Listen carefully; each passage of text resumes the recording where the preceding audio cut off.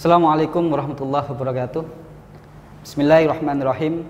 Hamdan syukranillah, salatan wassalaman ala Rasulillah wa ala alihi wa sahbihi wa mawala, amma ba'du.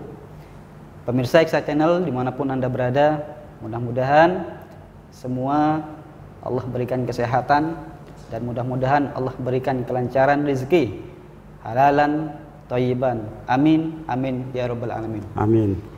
Para pemirsa Iksa Channel, pada kesempatan kali ini saya akan bincang santai, ngobrol santai dengan salah satu narasumber kita. Beliau adalah Ketua 2 Divisi Ekonomi di IKSAT Pusat dan sekaligus penasehat di DPC IKSAT Cabang Surabaya. Beliau adalah Ustadz Haji Munawir MJR. Assalamualaikum Ustadz. Waalaikumsalam warahmatullahi wabarakatuh. Apa kabar Ustaz? Baik. Baik, sehat walafiat, alhamdulillah barokah. Alhamdulillah, masyaallah. Barakallah. Sebelum kita ngobrol lebih jauh lagi Ustaz, mungkin sedikit sampean sampaikan cerita atau biografi dari Ustadz Munawir, karena banyak nih teman-teman dari kita yang tidak tahu siapa Ustadz Munawir karena hanya tahunya via WA dan lebih terkenal di medsos adalah admin dari grup IKSAT Nusantara begitu. Namun untuk siapa beliau ini banyak yang belum tahu dan banyak yang tanya kepada saya. Mungkin bisa diceritakan biografi dari Ustadz Haji Munawir, dari tahun berapa nih masuk ke Pondok Pesantren Al Ihsan, lalu berapa tahun di sana, lalu keluar itu tahun berapa? Monggo Ustadz. Baik, terima kasih. Salam hangat, salam silaturahmi kepada semua halayak dan pemirsa yang kami hormati, khususnya sahabat-sahabat alumni dimanapun Anda berada. Saya ini setelah tamat SD mondok ke Pondok Pesantren Al Ihsan Cirenguan itu tahun 1979. Jadi 10 tahun ngabdi mondok di sana dan ngabdi mungkin sekitar 3 tahunan, karena saya kan ditugas untuk menjadi wali kelas itu mulai kelas salis. Kelas salis. Ya, kelas salis, kelas 4 ibtidaiyah dan terakhir kelas 5. Berarti ngajar di pondok pesantren sendiri itu 3 tahun ya Ustaz ya? 3 tahun ya. Baik. Jadi kayaknya mulai asriyah itu saya sudah kelas salis. Jadi mulai kelas asriyah karena ada istilah kalau sekarang itu apa namanya ya kuliah, itu di pondok itu dinamakan asriyah. Itu langsung diasuh oleh Al-Maghfurullah Haji Abdul Malik Baidowi pada waktu itu.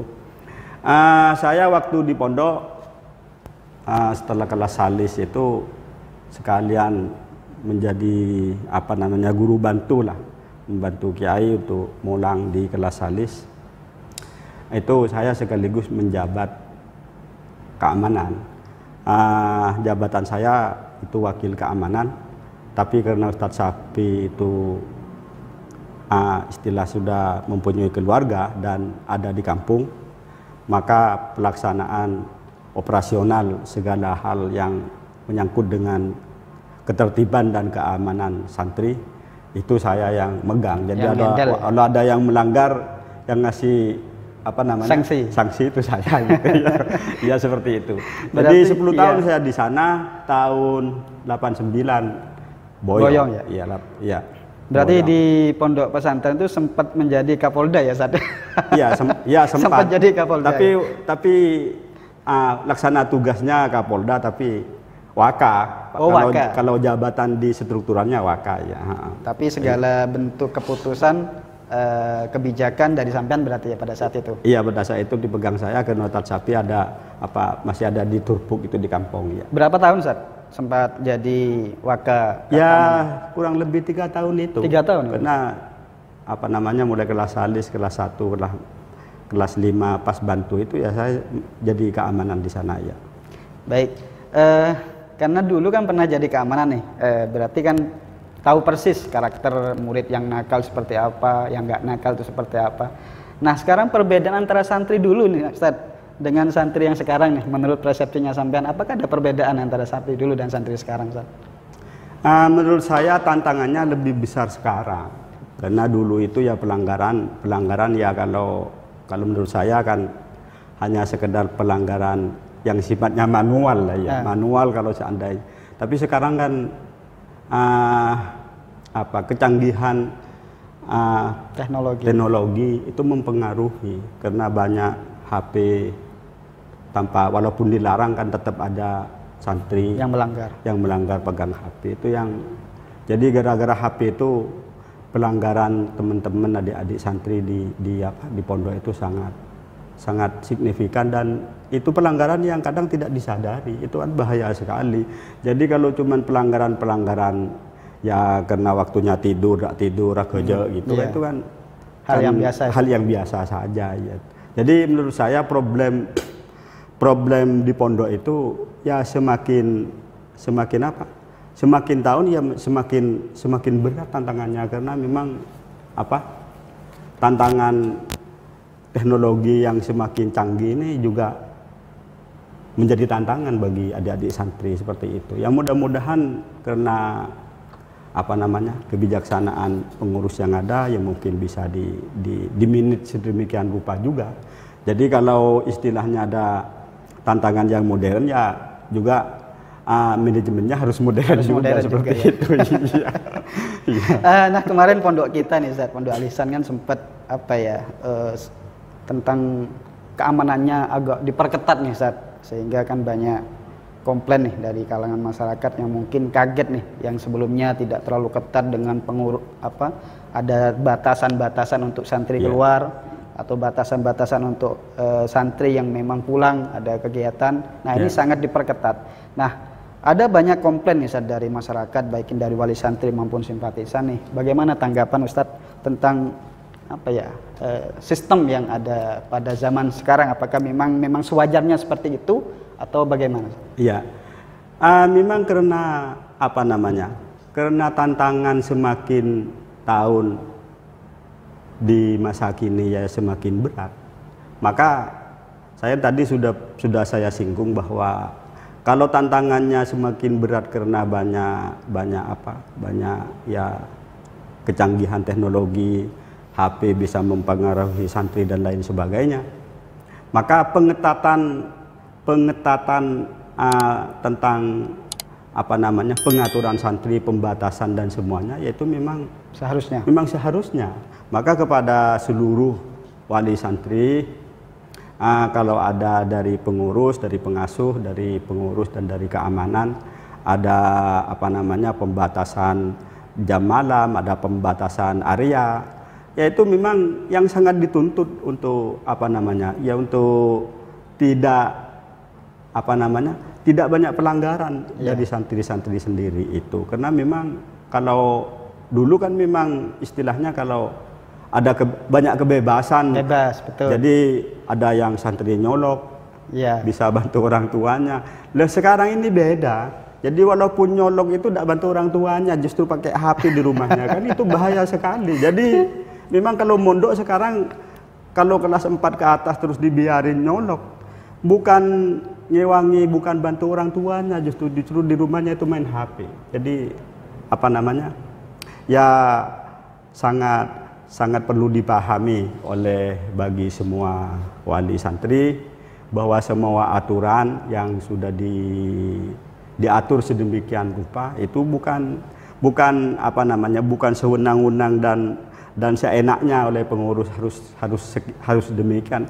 Memang itu dari semua pengurus mesti ada kajian dan masukan dari para senior, dari para alumni dari luar, bahwa memang harus seperti ini. Setelah dikaji dan diketok palu, ya santri harus legowo dan harus didukung oleh semua para wali santri. Karena memang setelah dipasrahkan ke pondok itu 100%, ya kan istilahnya orang tua itu hanya tinggal 1 bulan berapa ngirimnya itu yang dijaga. Karena memang kalau tidak tidak sepakat dengan aturan yang ada, harus gini ikut ngatur sendiri, ya repot, Iya. tambah repot gitu ya. Jadi tidak hanya santrinya ya Ustaz yang berbeda, bahkan untuk wali santrinya pun memang berbeda ya antara zaman dulu dengan zaman sekarang ya. Jadi diperketat seakan-akan itu tidak bebas dan itu banyak yang komplain, tetapi kalau dibebaskan keluar masuk pondok pesantren ada keperluan sedikit keluar, itu kan bahkan berbahaya kepada si santrinya. Berbahaya, sangat berbahaya. Kalau kita mengingat wali santri yang terdahulu pada zamannya Ki Holil, bahkan anaknya ada sempat mendengar cerita Ustaz, kalau anaknya dititipkan ke Syekhona Holil Bangkalan, sama Syekhona itu disembelih. Kan ada Ustaz sempat cerita, ada cerita seperti itu. Bahkan wali santrinya rela karena itu termasuk dari pengasuh atau dari guru. Nah sekarang anaknya tidak diperbolehkan untuk izin keluar pun si wali santri bahkan kadang ngamuk-ngamuk, marah-marah ke pengurus, bahkan yang disalahkan adalah keamanan dan sebagainya. Nah ini perbedaan bukan dari sisi santrinya, tetapi dari wali santrinya pun juga berbeda Ustaz ya. Iya. Jadi ya harus ada kesadaran dari wali santri yang besar dari wali santri. Karena era sekarang ini kalau nggak mondok, kalau anak itu tidak dipondokkan, misalnya sekolah SMP, SMA, misalnya yang di Surabaya, itu nyata dan fakta. Untuk mengistiqomahkan anaknya sholat 5 waktu sulit beneran lah, sulit. Iya. Jadi alhamdulillah kepada semua wali santri dan para alumni, saya menghimbau untuk terus menyekolahkan dan memondokkan anaknya ke pondok pesantren, khususnya ke pondok pesantren Ihsan Cirenguan. Itu semata-mata untuk kebaikan menjadi anak yang soleh gitu dari anaknya bapak dan ibu masing-masing. Jadi walaupun ada aturan-aturan main, aturan-aturan tentang keamanan dan lain sebagainya yang ketat, ya memang itu tuntutan zaman, karena memang di zaman yang modern seperti ini gangguan-gangguan untuk anak didik itu banyak sekali, terutama dari kecanggihan teknologi yaitu yang berupa HP dan selain sebagainya ya. Jadi intinya demi kebaikan si santri itu sendiri ya. Baik, tadi saya mendengar cerita dari Ustadz Nawir bahwa keluar dari atau boyong dari pondok pesantren tahun 89. Berarti sampean pernah berada di masanya Ki Abdul Malik Ustaz ya? Oh ya, selama di pondok itu ngikuti kan ya? Saya keluar 89, Al-Mafura pengasuh Kiai Haji Abdul Malik itu kan meninggalnya di tahun 1995 ya. Ya. Adakah cerita Ustaz dari Ki Abdul Malik atau misal suri tauladan dari beliau yang bisa diceritakan atau disampaikan ke pemirsa Ikhsad Channel agar kita semua bisa mengambil dari hikmah dari cerita-cerita beliau Ustaz? Yang saya paling heran itu hibah. Apa namanya hibah itu ya? Hibah dari Al-Maghfurlah itu. Jadi kalau mau ngaji mau ngaji, saya kan ikut ngaji Al-Quran itu tiap setelah duhur. Misalnya cukup mie, cukup mie. Itu kalau sudah antrian beres dengan sendirinya, itu langsung sembuh. Apa saking gemeternya Ustaz, groginya? Ya karena hibahnya beliau menurut saya. Misalnya karena kan waktu itu pas teman-teman lagi antri, pas perempuan kan dulu masih kelasnya itu masih bersama, cuma gantian kalau laki-laki sekolahnya pagi, tapi kalau perempuan yang sekolahnya siang. Jadi di madrasah depan masjid itu kan perempuan itu berbaris. Jadi kalau pas saya itu ya saya tanya ke teman-teman demikian, kalau pas melihat orang perempuan mau ngaji ke kiai itu pasti salah. Ya, pasti harus turun. Pasti harus. Itu karena sebelum ngaji sudah melihat dosa ya Ustaz. Iya, sudah berdosa kayaknya itu hukumannya ya. Jadi memang menghadap Kidul Malik itu harus suci dan menurut saya nggak ada orang lama atau orang baru semua saban, semua sawan kalau menghadap beliau, beliau. Ya. Padahal beliau itu ya senyum kok kalau secara biasa-biasa saja. Tapi hibahnya itu luar biasa. Itu yang saya sampai sekarang ingat apa gitu. Karena faktor apa gitu ya. Hibahnya dari, jadi tadi anyar lajun orang gitu santri, kepada beliau itu. Siapa saja kalau menghadap itu pasti harus hati-hati, khawatir ada kalimat yang salah. Yang gitu, salah. Ya. Baik, berapa tahun sampai Ustaz untuk ngaji ke beliau? Sampai hatam? Ya kalau ngaji Al-Quran ya sampai hatam. Alhamdulillah. Kalau hatam di Kiai itu kan ditugas mulang di masjid. Saya sempat mulang juga di masjid pada nyandai pangpangan masjid itu. Iya. Jadi khotib itu tugasnya setelah hatam Al-Quran dari beliau, jadi tugasnya jadi khotib Jumat dan mulang Al-Quran untuk adik-adik. Tempatnya di semua. Langgar itu Ustaz ya? Tempatnya dulu di Langgar Betunan itu ya. Yang sekarang sudah di atas sekarang itu. Di tingkat itu ya. Di sana tempat mulanya. Baik Ustaz. Jadi salah satu cerita dari beliau hibahnya atau aura positifnya Kiai Abdul Malik Badawi yang bisa diceritakan salah satunya itu. Nah, sekarang saya mau tanya tentang organisasi ini Ustaz. Organisasi IKSAD yang sudah kita geluti bersama, Ikatan Alumni dan Santri Al-Ihsan Cirenguan. Ini sejak kapan berdiri Ustaz? Ya, makanya saya sangat bersyukur kehadirat Allah Subhanahu wa taala, karena pas saya boyong dari pondok tahun 1989 itu saya langsung bulan Sa'ban itu saya izin boyong. Bulan Syawalnya kan saya kawin, jadi terus berdomisili di Surabaya. Nah itu sudah ada rapat-rapat maraton dari sesepuh dari antara lain ya almarhum Haji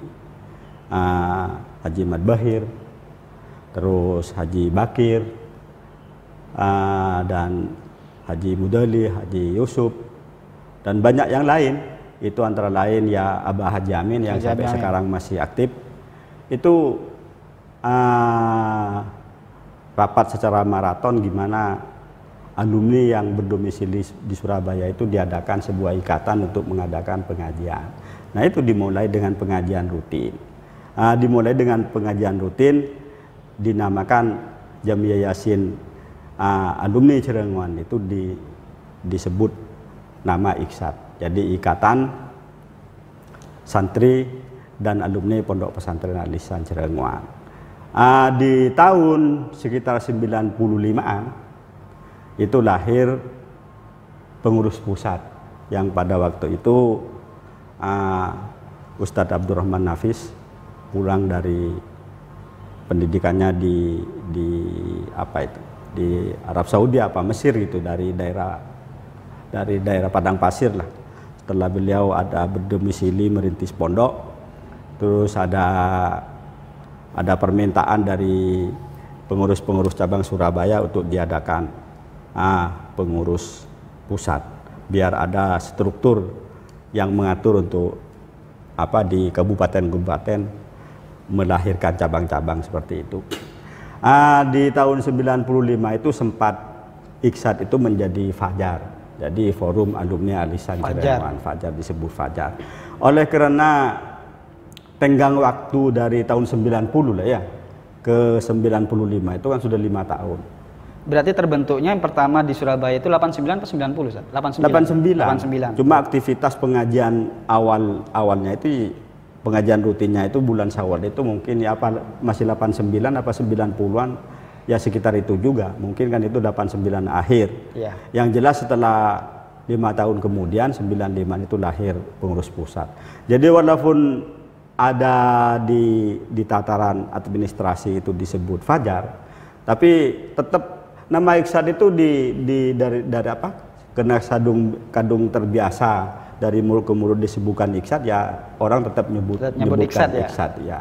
Ternyata setelah Ustadz Abdurrahman Nafis itu kepengurus pusat diganti oleh Al-Maghfurlah Kiai Lutfillah Ridwan, itu ada perintah dari beliau untuk revisi tata tertib ADART Iksat yang pertama, maka mulai itu kembali lagi ke Iksat. Cuman di revisi awal itu Iksat itu disebut Ikatan Santri Alumni.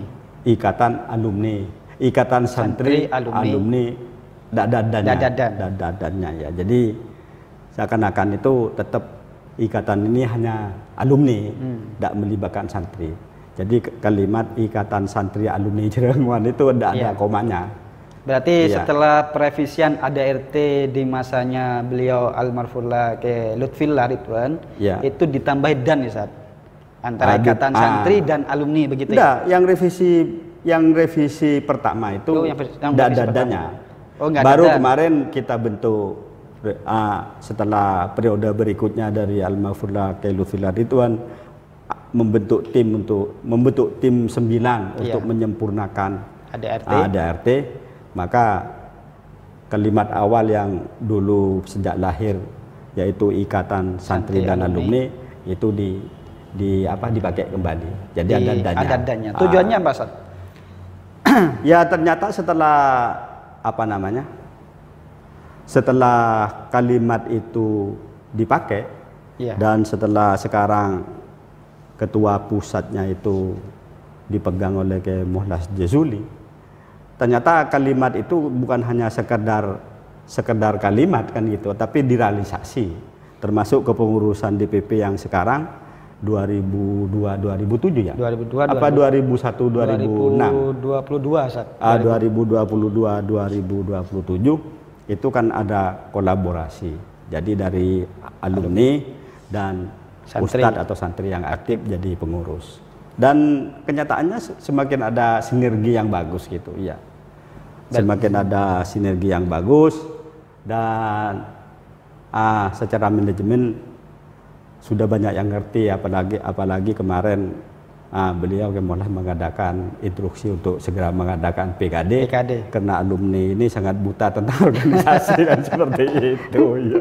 Sekarang kan semakin tahu apa komisi A, apa komisi B itu kan sedikit banyak sudah banyak agak paham gitu dengan adanya PKD itu ya.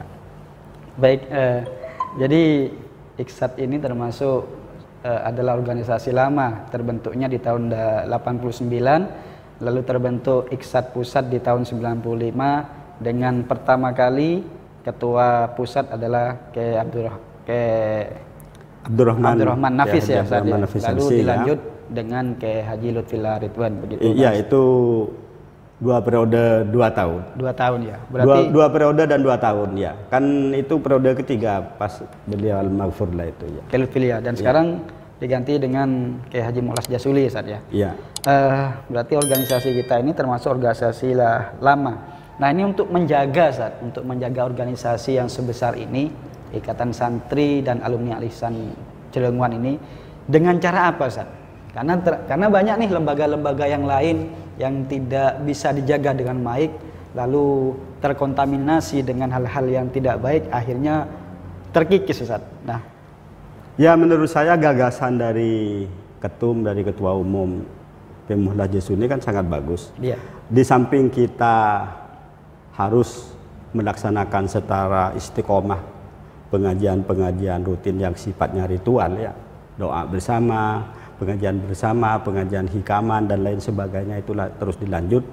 Tapi di sisi lain tentang ekonomi itu harus juga dikembangkan ya, dan ini kan mulai ada gairah karena makanya di sekarang ini kan ini tahun cuman teman-teman tidak bisa memeriahkan secara untuk hari ulang tahun di 2002 ini kan Iksat ini termasuk umur 33 tahun, cuman belum bisa melaksanakan ultah secara meriah seperti biasanya organisasi. Mudah-mudahan di tahun depan ini bisa dikemas sedemikian rupa. Ini kalau menurut saya pas waktu haul kemarin saya bilang ke Mahrus, Kiai, Iksad ini untuk haul yang ke-27 adalah era baru untuk menyongsong Iksad mandiri dan berwibawa. Bagus gitu, kata Mahrus, bagus Wir gitu. Ya. Mudah-mudahan apa yang menjadi mimpi besar dari para pengurus, dari para senior dan adik-adik semuanya tentang Iksad ke depan akan segera mendapat nasrun minallah wa fathun qarib, dan apa yang menjadi mimpi besar walaupun tidak secara instan tapi walaupun berproses akan menjadi kenyataan untuk di masa depan betul-betul Iksad ini bisa menjadi Iksad yang mandiri dan berwibawa. Amin. Seperti itu. Amin. Ya. Baik, ini ada satu lagi Ustaz. Sering kita dengar pesan dari Allahyarham Kyai Abdul Malik Baidawi tang santreh mun hadir ke pengajian are paden ban nyabis ke sengkok ke tongkaleh. Nah, adakah cerita dari awal Ustaz sepengetahuan sampean, karena kan tadi sudah sempat ceritakan sampean sudah masih bisa sempat berada di masanya Kyai Abdul Malik. Ya, itu menurut saya kan Al-Maghfurlah Kyai Haji Abdul Malik Baidawi ini di Surabaya, khususnya di alumni Surabaya, itu meninggalkan dua hal besar. Yang pertama yaitu Iksad.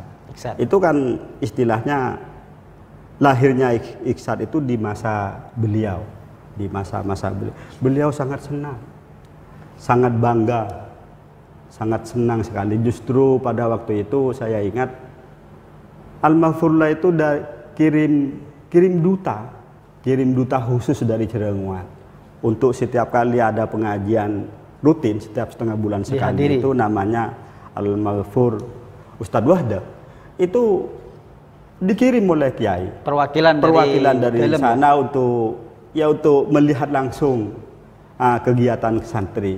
Banyak apa enggak, siapa yang jarang-jarang, siapa yang hadir, siapa mubellinya, siapa muallimnya, itu dipantau dengan. Jadi menurut saya kalau boleh pinjam apa istilahnya Abah Amin, Ustadz Wahda itu tamatan Al-Maghfurlah Kidul Malik untuk senantiasa memantau kegiatan-kegiatan rutin dari Iksad, sehingga pada satu saat di tahun berapa kemarin saya sempat bilang di pengajian di rumah Al-Maghfur Ustadz Haji Samlawi, Al-Maghfur Haji Samlawi, karena senangnya beliau, karena senangnya dengan pengajian alumni, dengan ikatan, dengan perkumpulan alumni yang dinamakan Iksad, karena senangnya sampai beliau tidak terbendung keluar kalimat yang sangat sangat besar maknanya, sehingga beliau itu seakan-akan, kalau saya sekilas itu seakan-akan apa yang dilontarkan oleh Al-Maghfurlah itu seakan-akan kalimatnya seperti hadis itu ya. Iya. Jadi tang santre sekali hadir ke pengajian afdoluh min suan ke ana ke Cirenguan petong kali gitu. Jadi hadir ke pengajian sekalian lebih abdol etempeng nyabis kangko entar ke Cirenguan toron ke Madura petong kali. Itu kan dari bahasa hadis ya. Jadi afdoluh. Jadi itu saksi hidup, saksi hidup. Itu bukan 3 kali, itu jelas 7 kali karena saya dengar langsung. Itu Al-Maghfurlah Kidul Malik itu tidak mampu membendung kata-kata dari senangaka Iksad ini, maka beliau sampai melontarkan kalimat yang begitu besar maknanya.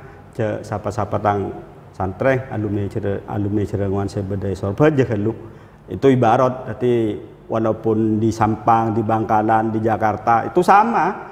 Jadi hitopnya itu ke sekarang yang di Pontianak, di Banjar, sapa-sapa tentang santre entar ke pengajian Iksad. Ya pada benar cabis ke Cirenguan ke Mahrus sekarang. Ya makinlah walau seperti apa yang pernah disampaikan oleh beliau ke Mahrus. Justru menoreng alim atau orang aulia itulah wafat. Itu masa hidup dan wafatnya ada beda sama, tetap seneng Jadi beliau almarhumlah walaupun di alam Magbaroh di sana, kalau saya hadir ke pengajian dia tetap mesem juga ya seperti itu. Iya. Itu yang harus diingat oleh teman-teman alumni, sahabat-sahabat alumni, baik alumni dan simpatisan. Jadi ya barokah lah. Iya. Kalau hadir mesti dapat barokah. Baik. Saya Iya. mendengar merinding, Ustaz. Iya. barokah. Dengan Allah. saking sayangnya, saking bahagianya Yes, beliau iya. sampai berdauh seperti itu ya, Ustaz. Iya. Allah, ya Allah. Allah. Jadi peninggalan dari beliau Ki Abdul Malik Baidowi itu di samping organisasi, Ustaz, yang perlu kita jaga sampai ila yaumil qiyamah lah. Adakah yang harus kita jaga, Ustaz? Baik peninggalan dari beliau, misalnya ada lembaga-lembaga, mungkin ada salah satu lembaga yang mungkin sampai saat ini masih eksis dan perlu kita jaga, Ustaz. Makanya saya tadi singgung kalau untuk Surabaya almarhumlah itu meninggalkan 2 perkara besar. Ya. Pertama yaitu pengajian yang dinamakan Iksat. Iksat. Sehingga beliau dari senengah menintar ke pengajian Iksat sekalian pada benata habis kangkop etong kaleh. Yang kedua yaitu pendidikan. Pendidikan termasuk di sana ada masjid, ada madrasah. Bahkan terakhir saya sowan itu dengan saya Jamin, Ustadz Salamin, terus Haji Yusuf, Ustadz Abdurrahman Nafis, matur ke Kiai bahwa di Duku Bulak Banteng itu sudah ada masjid Masjid Alisan. Dan di sana sudah didirikan madrasah untuk pendidikan dan kurikulumnya sama seperti di Cirenguan, jadi meniru persis seperti kurikulum yang ada di Cirenguan. Jawaban beliau, pendidikan yang Arya, pendidikan yang seperti ini yang saya tunggu-tunggu di Surabaya dari kemarin-kemarin, alhamdulillah, tolong dijaga gitu. Itu Kiai sudah almarhumlah sudah tidak sehat, seminggu dari itu Kiai wafat. Allah, ya Allah. Jadi pengurus Surabaya sowan ke Kiai matur masalah pendidikan di Duku Bulak Banteng dan masjid itu, itu matur mohon doa restu kepada almarhumlah. Itu almarhumlah Arya. Nah, pendidikan dan tempat ibadah yang seperti ini di Surabaya yang milik Iksat, yang milik Alisan lah, yang milik Pondok Pesantren Alisan di pengelolaan Iksat yang saya tunggu-tunggu. Jadi Kiai sudah tidak seberapa sehat waktu itu, karena 1 minggu kemudian itu Kiai wafat waktu itu. Ya. Jadi 95 yang terbentuk lembaga itu sudah berjalan, sudah ada. Jadi kalau masjid sudah berjalan lama, cuma setelah ada pendidikan yang diasuh Ustadz Salamin. Baik, terima kasih Ustaz kesempatan pada kali ini. Mudah-mudahan apa yang kita obrolkan, apa yang kita diskusikan bermanfaat. Dan sebelum kita akhiri kesempatan pada kali ini, adakah pesan dan kesan Ustaz untuk statement terakhir untuk alumni yang sampai saat ini masih aktif dan bergabung di Iksat maupun yang sampai saat ini belum bisa bergabung, Ustaz? Mungkin ada alasan-alasan yang lain. Dipersilakan. Baik, sebagai penutup dari Al-Fakir, kepada seluruh sahabat-sahabat alumni dan simpatisan yang aktif mengikuti kegiatan-kegiatan rutin dari Iksat, apa itu pengajian, apa itu mutola'ah dan lain sebagainya, apa itu diskusi lewat Forkais dan lain sebagainya, saya harap untuk terus istiqomah. Dan kepada sahabat-sahabat alumni khususnya yang sampai saat ini belum bergabung, maka cak adente apa itu nama, cak adente erabuin Kedul Malik dalam mimpi, sama halnya dengan rawuhnya Rasulullah kepada sahabat Bilal. Karena 2 tahun karena tidak mampu ada di Madinah, beliau tidak hadir ke Madinah. Itu dalam mimpi beda apa kakek Bilal, minta teman terkangkok.